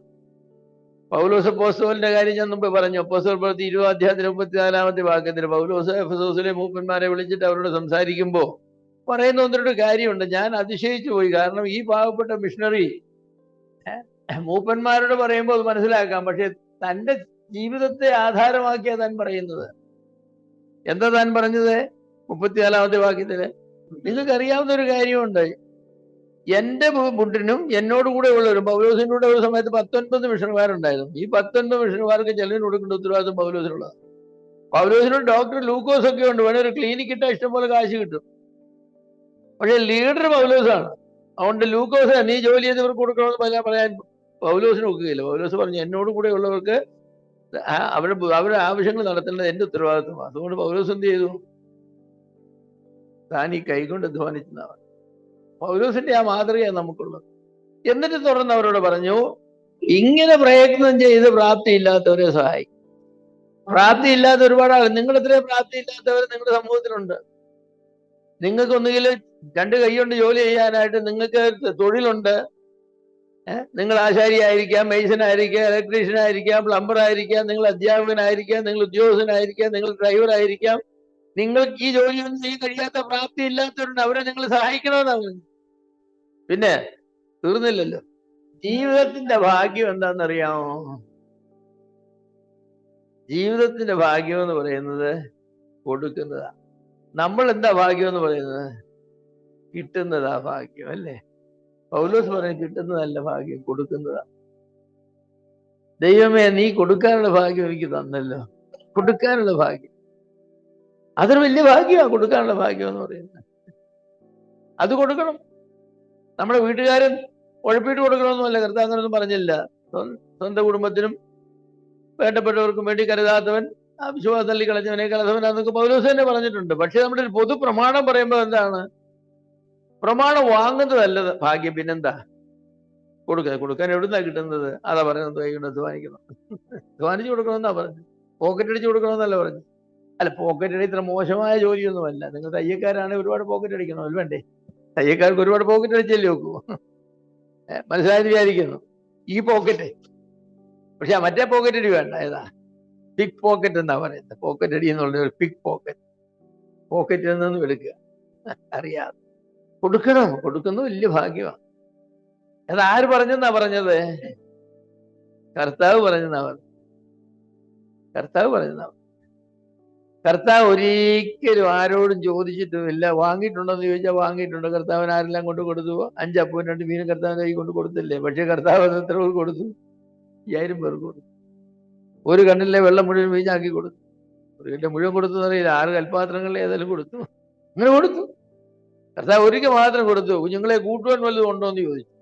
ഇപ്പൊ പിടിച്ച കൊണ്ടുവരാൻ പറയും 153 വലിയ മീൻ. എന്താ പീറ്റേഴ്സ് ഫിഷ് എന്ന് പറഞ്ഞ ഫിഷ് ഉണ്ടെന്നാ പറയുന്നത്. ഹോളിലാൻഡിൽ പോയി, ഞാൻ പോയിട്ടില്ല. ആളുകൾ പറയുന്നത് പീറ്റേഴ്സ് ഫിഷ്, നമ്മുടെ കരിമീൻ പോലെ ഒരു മീനാ. ഏകദേശം അത്രയുണ്ട് ഒരു കരിമീനത്ത്. അപ്പൊ 153 കരിമീനാണെന്ന് പറഞ്ഞാലും, ഇനി വില കുറഞ്ഞ തെലോപ്പിയ എന്ന് പറഞ്ഞാലും അത്ര എണ്ണം കർത്താവിന്റെ അടുക്ക് കൊണ്ടുവന്നു. കർത്താവ് അത് എന്ത് ചെയ്തെന്ന് എനിക്കറിയില്ല. അതെല്ലാം കർത്താവ് കല്ലെ വെച്ച് ചുട്ട് കാണും. ചുട്ടിട്ട് കർത്താവും 12 ശിഷ്യന്മാരും പിന്നെ അവിടെ നിന്ന് ബാക്കി എല്ലാവരും കൂടെ അന്ന് ഭയങ്കര ഒരു ശാപ്പാട് കഴിച്ചു. കർത്താവ് കൊടുത്തപ്പോ മീനും വേണ്ടുവോളം കൊടുത്തു എന്നൊരു പ്രയോഗമുണ്ട്. 5 അപ്പവും 2 മീനും, മീനും വേണ്ടുവോളം കൊടുത്തു. അപ്പൊ ഇത് പലയിടത്തും ആഹാരത്തിന് എന്നാൽ മീൻ വേണ്ടുവോളം തരികയില്ല, അപ്പം വേണ്ടുവോളം തരും, ചപ്പാത്തി 5-6 തരും, പക്ഷെ മീൻ ഒരു കഷ തരും. നിങ്ങൾ ആരെങ്കിലും വിരുന്നിന് വിളിച്ചാൽ മീനും വേണ്ടുവോളം കൊടുത്തോണം കേട്ടോ, എങ്കിലേ കർത്താവിന്റെ ശിഷ്യന്മാരാകണോ. ഞാൻ കൊടുക്കുന്ന ശീലത്തെ കുറിച്ച് ഞാൻ പറഞ്ഞ ശീലം, കൊടുക്കുന്ന ശീലം. ശിഷ്യന്മാരും അങ്ങനെയൊക്കെയാ. വറുത്ത മീനും ഒരു തേൻകട്ടയും അവന് കൊടുത്തു എന്നാണ്. നിങ്ങൾ കഴിച്ചിട്ടുണ്ടോ എന്നറിയില്ല. മീൻ വറുത്ത് തേൻകുട്ടി കഴിച്ചിട്ടുണ്ടോ? ഇല്ലേ, കഴിക്കണം. ഞാൻ ആ വാക്യം വായിച്ച ശേഷം ഞാന് മീനും വറുത്ത് തേനും ഒഴിച്ച് കഴിച്ചു. എന്നെ ടേസ്റ്റാ. ഞാൻ പറയും, ഇത്രയും കർത്താവ് എന്തോ ഒരു വിദഗ്ധനായ മനുഷ്യനാണ്. നമുക്കറിയില്ലേ കർത്താവ് വിദഗ്ധനാണെന്നുള്ളത്. സാധനം. അപ്പൊ കർത്താവിന് അവർ കൊടുത്തു, അവർ കർത്താവ് വാങ്ങിച്ച് കഴിച്ചു. അപ്പൊ കർത്താവ് വെച്ചിരിക്കുന്ന ഒരു പ്രമാണമാണ്, വാങ്ങുന്നതിനേക്കാൾ കൊടുക്കുന്നത് നല്ലത്. പൗലോസ് ആ ശീലം ശീലിച്ചു. എന്നിട്ട് മൂപ്പന്മാരോട് പറഞ്ഞു, കർത്താവ് അങ്ങനെ പറഞ്ഞിട്ടുണ്ടെന്ന് പറഞ്ഞു. മൂപ്പന്മാരോട് പറയാൻ കാര്യം, മൂപ്പന്മാർക്ക് അവരുടെ ശുശ്രൂഷയ്ക്ക് കാശ് കിട്ടുപോയി. നിങ്ങളെ വചനം പഠിച്ച് നടത്തുന്നവരെ ഭാഗ്യമുണ്ടല്ലോ. അപ്പം പൗലോസ് പറഞ്ഞു, നിങ്ങളുടെ അവകാശമായ ഓഹരി കിട്ടിയില്ല എന്ന് പറയല്ല വേണ്ടത്. നിങ്ങൾക്കത് കിട്ടിക്കഴിഞ്ഞാൽ നിങ്ങൾ എന്ത് ചെയ്യണം? നിങ്ങളെക്കാൾ ആവശ്യക്കാരായ ആളുകളുണ്ട്, ബുദ്ധിമുട്ടുള്ളവർക്ക് നിങ്ങളിത് കൊടുക്കണം. കൊടുക്കാൻ ശീലിക്കണം. നമുക്ക് ധനവാന്മാരാകണമെങ്കിൽ അതിനുള്ളതായിരിക്കുന്ന മാർഗം അതേ ഉള്ളൂ. കൊടുക്കുന്ന ശീലം വളർത്തണം, വാങ്ങുന്ന ശീലം തളർത്തണം. പലരും അങ്ങനെയല്ല, അലസതയും ഒക്കെയാണ്. അപ്പൊ പിന്നെന്ത് ചെയ്യും? 2 Corinthians 9:6 മുതൽ 10 വരെ എത്ര മനോഹരമായിരിക്കുന്ന വാക്യമാണ്. ഈ വിതയ്ക്കുക എന്ന് പറഞ്ഞാൽ കൊടുക്കുക എന്നാണ്. വിതയ്ക്കുക, കൊയ്യുക എന്ന് പറഞ്ഞാൽ ലഭിക്കുക. അപ്പൊ കർത്താവ് വെച്ചിരിക്കുന്ന പ്രമാണം ഏതാ? ഏറെ വിതയ്ക്കുന്നവൻ ഏറെ കൊയ്യും. നിങ്ങൾക്ക് എത്ര വിതച്ചു കഴിഞ്ഞ് ബാക്കി എത്ര നിങ്ങൾക്ക് നെല്ലുണ്ട് നിങ്ങളുടെ പത്താഴത്തിൽ എന്നുള്ളതല്ല ചോദ്യം. അല്ലെ നിങ്ങളുടെ മുറിക്കകത്ത് എത്ര ചാക്ക് നെല്ല് ഇനി ഇരിപ്പുണ്ട്, എത്ര ചാക്ക് മതി. നിങ്ങളുടെ കൊയ്ത്ത് എപ്പോഴും എന്തിനെ ആധാരമാക്കിയ? വിതയെ ആധാരമാക്കി. 10 പറ വിതയ്ക്കുന്നവനെ 100 പറ കൊയ്യാൻ കഴിഞ്ഞെന്ന് വരും, അല്ലെങ്കിൽ 60 പറ കൊയ്യാൻ കഴിഞ്ഞത്. ഒരെണ്ണം കഴി കൊയ്യുന്നവനോ നന്നായി വിളഞ്ഞാൽ 10 കഴി കൊയ്യാം, അല്ലെങ്കിൽ 30 കഴി കൊയ്യാം. അതല്ലേ ഉള്ളൂ, അതേ ഉള്ളൂ. അപ്പൊ കർത്താവ് പറഞ്ഞു, വിതയ്ക്കുന്നവന് വിത്ത് ഞാൻ കൊടുക്കും. പിന്നെ വിത്ത് മുഴുവൻ കൊടുക്കും. വിതയ്ക്കുന്നവന് വിത്തും പിന്നെ ഒരു കാര്യം കൊടുക്കുന്നു പറയും. വിതയ്ക്കുന്നവന് വിത്തും ഭക്ഷിപ്പാൻ ആഹാരവും രണ്ടും രണ്ടായിട്ടാണ് തരുന്നത്. കൊടുക്കാൻ നിങ്ങൾക്ക് കാശ് തരുന്നു, നിങ്ങൾക്ക് കഴിക്കാനും കാശ് തരുന്നു. അപ്പോ വിതയ്ക്കാനുള്ളത് നിങ്ങൾ കഴിച്ചു കഴിഞ്ഞാൽ നിങ്ങൾക്ക് കൊയ്ത്തില്ല. കർത്താവ് അങ്ങനെയാ. കർത്താവ് വിതയ്ക്കാനും തരും, ഭക്ഷിക്കാനും തരും. ഭക്ഷിപ്പാൻ ആഹാരവും വിതയ്ക്കാൻ പറ്റും. പിന്നെ നിങ്ങൾ എത്ര വിതയ്ക്കുമെന്നുള്ളതനുസരിച്ചാണ്. നിങ്ങൾ എത്ര വിതയ്ക്കും. ബാബിലോണിൽ നിന്നും ഇസ്രായേൽ മക്കൾ വന്ന സമയത്ത് അവർ അവിടുന്ന് കുറച്ച് ധാന്യവും കൊണ്ടുവന്നു. അവിടെ കുതിരപ്പുറത്തോ കഴുതരപ്പുറത്തോ ഒക്കെ കെട്ടി, അല്ലെങ്കിൽ തലച്ചമുണ്ടായിട്ടൊക്കെ എങ്ങനെ അറിയാം കുറച്ച് കൊണ്ടുവന്നു. അവരെ പാലസ്തീനിൽ വന്നു. പാലസ്തീനിൽ വന്നപ്പോൾ അവർക്ക് വിതച്ചിട്ടില്ലല്ലോ, ആരും വിതച്ചിട്ടില്ലല്ലോ. അപ്പൊ അവരിലുള്ളതായിരിക്കുന്ന ഗോതമ്പ് എന്ത് ചെയ്യണം എന്നുള്ള ചോദ്യമുണ്ട്. അവിടെ മുന്നിലുള്ളതായിരിക്കുന്ന ഭൂമി കിളച്ച് അതിൽ ഈ വിത്ത് വിതയ്ക്കണോ, അതോ ആ വിത്ത് പൊടിച്ച് ചപ്പാത്തി ഉണ്ടാക്കി മക്കൾക്ക് കൊടുക്കണോ? മക്കളൊക്കെയാണ് വിശന്ന് കിടന്ന് കരയാ. അവരുടെ മുന്നിൽ ഒരു ചോദ്യമുണ്ട്. ആകെപ്പാടെ 10 കഴി അല്ലെ 1 പറ വിത്തുണ്ട്. ഇപ്പൊ അത് എടുത്ത് അത് കുത്തി പൊടിച്ച് പിള്ളേർക്ക് അപ്പം ഉണ്ടാക്കി കൊടുക്കും. അതുകൊണ്ട് മണ്ണിലിട്ടാൽ 40 മാസം കഴിയുമ്പോൾ, 4 മാസം കഴിയുമ്പോൾ ഗോതമ്പ് കഴിയാം. അപ്പൊ അവരെന്ത് ചെയ്തു? കണ്ണുനീരോടുകൂടെ വിതച്ചു എന്നാണ്. കണ്ണുനീരോടുകൂടെ കുഞ്ഞുങ്ങളുടെ കരച്ചിൽ കണ്ടും കൊണ്ട്, അപ്പത്തിന് വേണ്ടി കുഞ്ഞുങ്ങൾ ചോദിക്കുന്നത് കണ്ട് അവർ കരഞ്ഞുകൊണ്ടിരിക്കുമ്പോൾ അപ്പനും അമ്മയും പറഞ്ഞു, നമ്മൾ ഇതിപ്പോ വിതച്ചില്ലെങ്കിൽ നമ്മുടെ കുഞ്ഞുങ്ങൾ എന്നും കരയേണ്ടി വരും. അവരതുകൊണ്ട് വിതച്ചു. എന്നിട്ട് ആർപ്പോടാ കൊയ്തത്? മക്കളെ കഴിച്ചോ, ഇഷ്ടം പോലെ കഴിച്ചോ. ദൈവം നമ്മുടെ വിതയെ അങ്ങ് പൊലിപ്പിച്ച് 100 മേനിയാ തന്നിരിക്കുന്നത്. അങ്ങനെ കൊയ്ത് കൊണ്ടുവന്നപ്പോ പിള്ളേരുടെ പറഞ്ഞു, മക്കളെ കഴിച്ചോളാൻ പറയും, നിങ്ങൾ അതാണ് ആർപ്പോട് കൊയ്യുമെന്ന് പറയുന്നത്. കണ്ണുനീരോടെ വിതയ്ക്കുന്നവൻ ആർപ്പോട് കൊയ്യും. അതൊരു പ്രമാണമാണ്. വലിയ ത്യാഗങ്ങൾ ചെയ്ത് ബുദ്ധിമുട്ടുകൾ സഹിച്ചും കൊണ്ട് കൊടുത്താൽ വളരെ സന്തോഷത്തോടെ ദൈവത്തിൽ നമുക്ക് പ്രാപിക്കാനായിട്ട്. വിതയ്ക്കുന്നവന് വിത്ത് തരുന്ന ദൈവം ആഹാരത്തിനുള്ളതും തരും. പക്ഷേ വിതയ്ക്കാൻ തരുന്ന വിത്ത് കുത്തി അപ്പം ഉണ്ടാക്കി തിന്നാൽ നമുക്കത് നന്മയായിട്ട് തരും.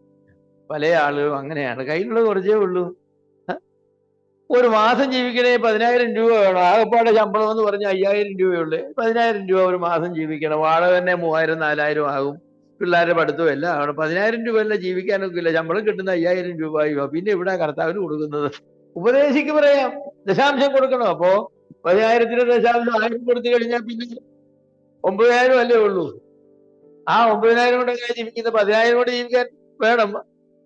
അല്ല 5,000 രൂപ ശമ്പളം കിട്ടുന്നത്, അതിന്റെ 500 കൊടുത്തു കഴിഞ്ഞാൽ പിന്നെ 4,500 ഉള്ളൂ. ഈ 10,000 വേണ്ടെടുത്ത് 4,500 കൊണ്ട് എങ്ങനെയാ? അപ്പൊ അവരെന്ത് ചെയ്യും? 10 രൂപ തോന്നിരാഴ്ച 10 രൂപയുടെ തോന്നുന്നു. അവിടെ ആയിരുന്നു 10 രൂപ. കർത്താവ് നീ അറിയുന്നല്ലോ എന്ന് പറഞ്ഞ് 10 രൂപ കിട്ടും. കർത്താവ് പറയാ, നീ 10 ഇട്ട് തല്ലിയോ, നിനക്ക് ഞാൻ 20 തന്നേക്കാം, തിരിച്ചിരട്ടി തന്നേക്കാം. ഇരട്ടി തിരിച്ചു വരും. അപ്പോ ഇരട്ടി തിരിച്ചു വരും. വേറെ അങ്ങനെയല്ല. വേറെ പറയും 5,000 ഉള്ളൂ, എന്നാലും കർത്താവിന് 500 കൊടുക്കാം. അതിൽ കുറഞ്ഞെങ്ങനെ കർത്താവിന് കൊടുക്കുന്നു? 500 കൊടുത്തു, കർത്താവ് തിരിച്ചെത്ര കൊടുക്കും? 1000 കൊടുക്കും. അപ്പൊ 1000 കൊടുത്തപ്പോ അവർക്ക് സന്തോഷമായി. നമ്മൾ 500 കൊടുത്ത് കർത്താവ് നമുക്ക് 1000 തന്നല്ലോ. അപ്പൊ അടുത്ത മാസം അവരെന്ത് പറയാം? കർത്താവിന് 1000 കൊടുക്കാം. കർത്താവ് കഴിഞ്ഞ മാസം നമ്മുടെ ഔദാര്യം കാണിച്ചില്ല. കർത്താവ് 1000 കൊടുത്തു കഴിഞ്ഞപ്പോൾ കർത്താവ് എത്ര തിരിച്ചു കൊടുത്തു? 2,000 കൊടുത്തു. അങ്ങനെ കർത്താവ് അവരുമായിട്ട് കൊടുത്തു ഒരു പോയിന്റ് വന്നപ്പോ എന്തെന്നറിയാം? അവർ കർത്താവിന് 5,000 കൊടുത്തു, കർത്താവ് അവർക്ക് 10,000 കൊടുത്തു. കർത്താവിനെ തോൽപ്പിക്കാനൊക്കില്ല, ഒരിക്കലും തോൽപ്പിക്കാനും. പക്ഷെ തോൽപ്പിക്കാമെന്ന് പറഞ്ഞു. മലാക്കി പർവ്വതത്തിൽ വന്ന് ഏതിനാൽ തോൽപ്പിക്കാം? ദശാംശ വഴിപാടും അവിടെ കുറച്ച് തോൽപ്പിക്കാം. കർത്താവ് നിങ്ങളെ തോൽപ്പിക്കും. അങ്ങനെ തോറ്റു കിടക്കുന്ന ഒരുപാട് വിശ്വാസികളുണ്ട്. പിന്നെ അവരിങ്ങനെ പല സഹായം കൊണ്ടും അസഹായം കൊണ്ടും ഇങ്ങനെ കട്ടിച്ച് തട്ടിയും മുട്ടിയൊക്കെ പോകുന്നു. നിങ്ങൾക്ക് സമൃദ്ധി വേണമെങ്കിൽ അതിനുള്ള ഒരേ ഒരു മാർഗമേ ഉള്ളൂ. ഞാൻ പറയാം, ആ മാർഗം കർത്താവിന് കൊടുക്കുക എന്നുള്ള മാർഗം. പുതിയ നിയമത്തിൽ ദൈവം വെച്ചിരിക്കുന്നത്, പഴയ നിയമത്തിലും അത് തന്നെയാണ്. ദശാംശവും വഴിപാടും ഒക്കെ കൊടുത്തവരെ ദൈവം അനുഗ്രഹിച്ചിട്ടുള്ളൂ. പുതിയ നിയമത്തിലും അങ്ങനെ തന്നെയാണ്. ഔദാര്യമായി വിതച്ചാൽ ഔദാര്യമായി കൊയ്യാം. പക്ഷെ ഇല്ലെന്ന് പറഞ്ഞ് വിതയ്ക്കാതിരുന്ന കൊയ്ത്ത് നടക്കും. നിങ്ങൾക്കൊരു കൊയ്ത്ത് വേണോ? വിതച്ചെങ്കിൽ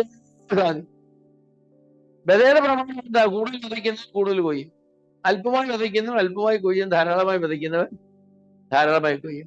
അപ്പൊ എത്ര എനിക്ക് കൊയ്യണമെന്ന് ആഗ്രഹിച്ചുകൊണ്ട് വിത നടത്തിയാൽ അത് ഫലമായിരിക്കും. എനിക്ക് 100 പറ കൊയ്യണമെന്ന് വിചാരിച്ചാൽ അതിനുള്ള വിത വിതയ്ക്കണം.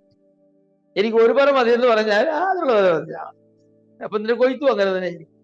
നമ്മുടെ വിശ്വാസികൾ പലരും വിത്തില്ല വിതയ്ക്കാനായിട്ട്, കഴിക്കാനേ ഉള്ളൂ എന്ന് പറഞ്ഞ് അത് കഴിക്കും. പിന്നെ ഇച്ചിരിയും വിത്ത് കൊണ്ടിടും. അപ്പൊ ഇച്ചിരിയും വിത്ത് കൊണ്ടിടുമ്പോ അവർ കൊയ്തിട്ട് ഇച്ചിരിയും കിട്ടും. കർത്താവ് കുറയ്ക്കില്ല. ഇത്രയും ഇട്ടതെങ്കിൽ ഇത്രയും തരും, പോരെ. വേറെ ഓരോരുത്തരും അങ്ങനെ വണ്ടിക്കണക്കിന് 100 ചാക്കൊക്കെ വിതച്ചുകൊണ്ടിരുമ്പോ കർത്താവ് എന്നോടെന്താ ഇങ്ങനെ ചെയ്തത്? നിന്നോടെന്തെങ്കിലും ചെയ്തെന്നോ? നിനക്കും അവർക്ക് ഞാൻ 1 ചാക്കാ തന്നത്, നീ അത് മുഴുവൻ കുത്തി തിന്നു. അവരത് മുഴുവൻ കൊണ്ട് മണ്ണിലിട്ടു. ഇപ്പൊ അവർ കൊയ്തപ്പോ നീ എന്തിനാ ബുദ്ധിമുട്ടുന്നത്? കൊടുക്കാൻ പഠിക്കേ, അപ്പം വാങ്ങാനും പഠിക്കും. അതുകൊണ്ട് പുതിയ നിയമത്തിന്റെ പ്രമാണം എന്ന് പറയുന്നത് കൊടുത്തു വലിയവനാകുക, വിതച്ച് കൊയ്യുക. അതാണ്. അങ്ങനെ ചെയ്താൽ ഒരു ദോഷവും ആർക്കും വരില്ല. നിങ്ങൾ ചില ബയോഗ്രഫി ഒക്കെ വായിച്ചു നോക്കണം. അങ്ങനെയൊക്കെ ചില കർത്താവിന് വേണ്ടി കൊടുത്ത് വലിയവരായ ചില മഹാന്മാരായ ദൈവദാസന്മാരുണ്ട്. അവർ ചെറിയ ആരംഭങ്ങളിൽ തുടങ്ങി. പക്ഷേ ആ ആരംഭത്തിൽ അവർ ദൈവത്തെ മാനിച്ചു. അവിടെ ഒന്നുമില്ലായ്മയിൽ അവർ ദൈവത്തെ മാനിച്ചു. ദൈവം അവരെ ധാരാളമായിട്ട് അങ്ങനെ കൊടുത്തു. ദൈവം നിങ്ങളെ അനുഗ്രഹിക്കട്ടെ, നമ്മളെ അനുഗ്രഹിക്കട്ടെ. അതുകൊണ്ട് സമ്പത്തും സമൃദ്ധിയും ഒക്കെ ദൈവം തരുന്നതാണ്. പക്ഷെ ദൈവം പല പ്രമാണങ്ങൾ വെച്ചിട്ടുണ്ട്. കൊയ്ത്ത് ദൈവം തരുന്നതാണ്, വിത നമ്മുടേതാണ്. നാം വിതയ്ക്കുന്നതിനനുസരിച്ചേ കൊയ്യത്തു. ഏറെ കൊയ്യണമെങ്കിൽ ഏറെ വിതയ്ക്കണം. കുറച്ച് വിതച്ചേച്ച് കുറിപ്പ് ഒരുപാട് കൊയ്യണമെന്ന് പറഞ്ഞാൽ നടക്കില്ല. അപ്പൊ അത് പ്രോസ്പെരിറ്റി ഗോസ്പൽ അല്ലേ? അത് പ്രോസ്പെരിറ്റി ഗോസ്പലാണ്. ദൈവത്തിന്റെ പ്രമാണമാണ്. അത് ദൈവത്തെ സ്നേഹിക്കുന്നത് കൊണ്ട് ചെയ്യണം, പണം കിട്ടാൻ വേണ്ടി ചെയ്യണം. അങ്ങനെ എൻ്റെ ദൈവം എനിക്ക് മതിയായവനാണ്, എന്നെ പുലർത്തുന്നവനാണ്. അതുകൊണ്ട് എന്നോട് സ്നേഹം കാണിച്ച ദൈവത്തോട് ഞാൻ സ്നേഹം കാണിക്കാതിരിക്കാൻ ഒക്കില്ല, നന്ദി കാണിക്കാതിരിക്കാൻ ഒക്കില്ല. ദൈവ സഹോദരന്മാരെ നമ്മളെ അനുഗ്രഹിക്കട്ടെ. നമ്മുടെ സഭകളൊക്കെ കൊടുത്ത് ദൈവത്തിൽ നിന്ന് അനുഗ്രഹങ്ങൾ വാങ്ങുന്ന സഭകളാകട്ടെ. സൽപ്രവൃത്തികൾക്ക് മുൻപരായിരിക്കാൻ നമ്മൾ ശ്രമിക്കാം. അതെ, ദൈവം വെച്ചിരിക്കുന്ന പ്രമാണങ്ങളെ ലംഘിച്ച് നമുക്ക് ഒരിക്കലും അനുഗ്രഹിക്കപ്പെടാനായിട്ട് സാധിക്കുകയില്ല. അതുകൊണ്ട് ദൈവനാമം മഹത്വപ്പെടുമാറാകട്ടെ. ദൈവം നമ്മളെ അനുഗ്രഹിക്കട്ടെ. ആമേൻ.